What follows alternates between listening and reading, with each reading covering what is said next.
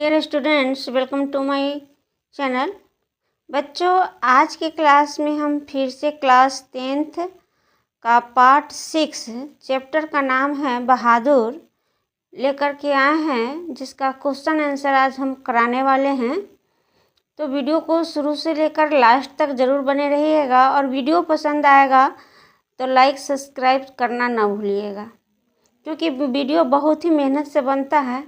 तो आप लोग को एक लाइक तो ज़रूर बनता है। एक लाइक से हमारा कितना मोटिवेशन मिलता है आप समझ नहीं सकते हैं।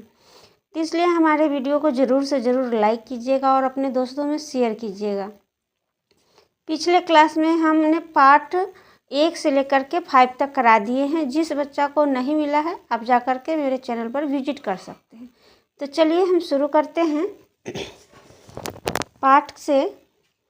क्वेश्चन 1 है, लेखक को क्यों लगता है कि जैसे उस पर भारी दायित्व आ गया हो। तो नौकर बनने हेतु बहादुर सामने खड़ा है। निर्मला घर के कामों में परेशान रहती है। नौकर वाले लोग मौज से रहते हैं। लेखक के सामने खड़ा है नौकर बनने की बहादुर। नौकर रखना उसके लिए निहायत ज़रूरी है।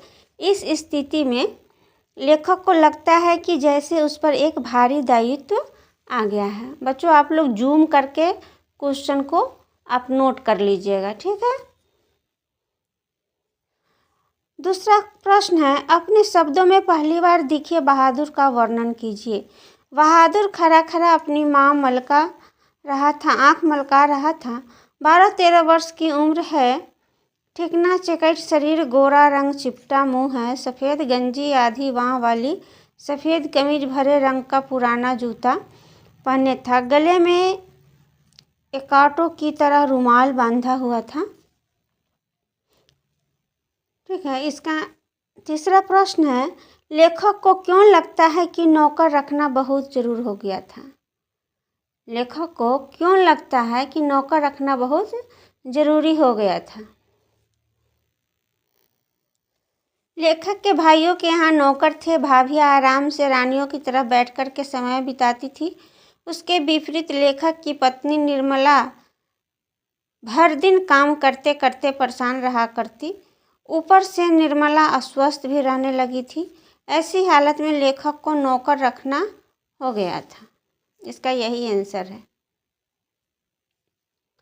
साले साहब से लेखक को कौन सा किस्सा असाधारण विस्तार से सुनना पड़ा। तो इसका आंसर है, साले साहब से लेखक को बहादुर की वह किस्सा असाधारण विस्तार से सुनना पड़ा जिसमें उसके द्वारा नेपाल को छोड़कर भारत आने का किस्सा है। छठा क्वेश्चन है, 5वां क्वेश्चन है, बहादुर अपने घर से क्यों भाग गया। तो बहादुर की माँ उसको बहुत मारती थी। एक दिन भैंस के कारण गुस्सैल माँ ने उसे अधमरा कर दिया और उसी गुस्सा में वह घर से भाग गया। छठा क्वेश्चन है, बहादुर के नाम से दिल शब्द क्यों उड़ा दिया गया। विचार करें। दिल शब्द, बहादुर के नाम से दिल शब्द को निर्मला ने उड़ा दिया। विचारणीय है क्यों। संभवतः निर्मला को बोलने में अथवा उसको बुलाने में कम समय की लागत होगी। दिल से जो बहादुर हो वह शरीर से बहादुर हो, ऐसा संभव नहीं होता। लेकिन बहादुर की शारीरिक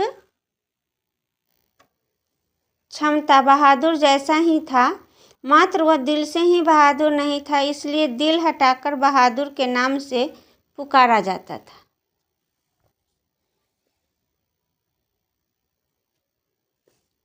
सातवां क्वेश्चन क्या कह रहा है, व्याख्या करें। ये क्वेश्चन का आंसर जो है ना व्याख्या ही है, तो बड़ा बड़ा हो जाएगा बच्चों। तो आप वीडियो को बीच में से स्किप मत कीजिएगा। व्याख्या करें। उसकी हंसी बड़ी कोमल और मीठी थी, जैसे फूल की पंखुड़ियाँ बिखर गई हो।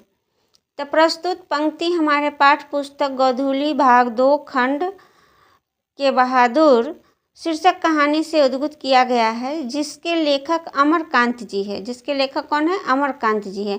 जब लेखक दफ्तर से आता है तो घर के लोग अपना अपना अनुभव सुनाते देख बहादुर भी लेखक के सामने आकर सिर झुका लेता और धीरे धीरे मुस्कुराने लगता है। कुछ मामूली घटना की रिपोर्ट देखकर हंसने लगता है। उस समय उसकी हंसी लेखक की बड़ी कोमल और मीठी जैसी लगती है, मानो जैसे फूल की पंखुड़ियों बिखर गई है। 7 का ख है, पर अब बहादुर से भूल गलतियां अधिक होने लगी थी। प्रस्तुत पंक्ति हमारे पाठ्य पुस्तक गोधूली भाग 2 के खंड बहादुर शीर्षक कहानी से ली गई है, जिसके लेखक अमरकांत है। कहानी प्रसंग में बहादुर को मारने वाले की संख्या जब 2 हो गई, किशोर के साथ साथ निर्मला के हाथों से भी बहादुर पीटने लगा। कभी कभी एक गलती में दोनों मारते थे तो उसका मन नहीं लग रहा था, जिसके कारण बहादुर से भूल गलतियां अधिक होने लगी थी। जब किसी का मन क्षुब्ध हो जाता है तो भला कैसे किसी काम में मन लगेगा। जब मन नहीं लगेगा तो गलतियां होगी ही। ग क्वेश्चन है, अगर वह कुछ चुरा कर ले गया होता तो संतोष हो जाता। प्रस्तुत पंक्ति हमारे पाठ्य पुस्तक गोधूली भाग 2 के खंड के बहादुर शीर्षक कहानी से ली गई है, जिसके कहानीकार अमरकांत है। कहानी के संदर्भ में बहादुर जैसा कर्मठ और ईमानदार नौकर बिना तनख्वाह लिए सब कुछ छोड़ भाग जाता है। तब किशोर बहादुर को खोजने के लिए पूरे शहर को छान डाला। बहादुर कहीं नहीं मिला। अंत में किशोर निर्मला से कहता है कि अम्मा, यदि बहादुर मिल जाता तो उससे माफ़ी मांग लेता, कभी नहीं मारता। सच, अब ऐसा नौकर कभी नहीं मिलेगा। कितना आराम दे गया वह। अगर वह कुछ चुरा कर ले गया होता तो संतोष हो जाता। वस्तुतः बहादुर जैसे ईमानदार कर्मठ नौकर मिलना तो मुश्किल है ही, फिर बहादुर कुछ नहीं ले गया, वह त्यागी और संतुष्ट था।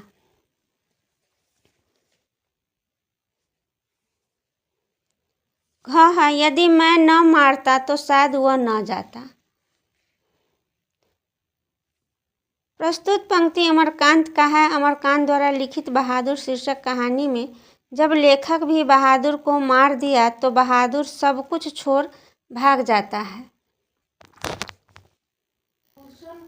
लेखक को अपनी लघुता का अनुभव होने लगता है कि यदि मैं न मारता तो शायद वह न जाता। वस्तुतः किशोर मारा, निर्मला मारी, लेकिन बहादुर नहीं भागा।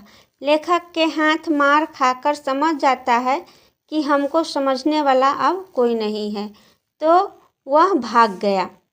बच्चों, हमने क्लास यहाँ तक व्याख्या तक किए हैं और आगे के क्लास में हम 8 से क्वेश्चन पढ़ाएंगे, तो वीडियो को आप ज़रूर देखिएगा और अगले वीडियो का इंतज़ार भी कीजिएगा। तब तक के लिए बाय बाय।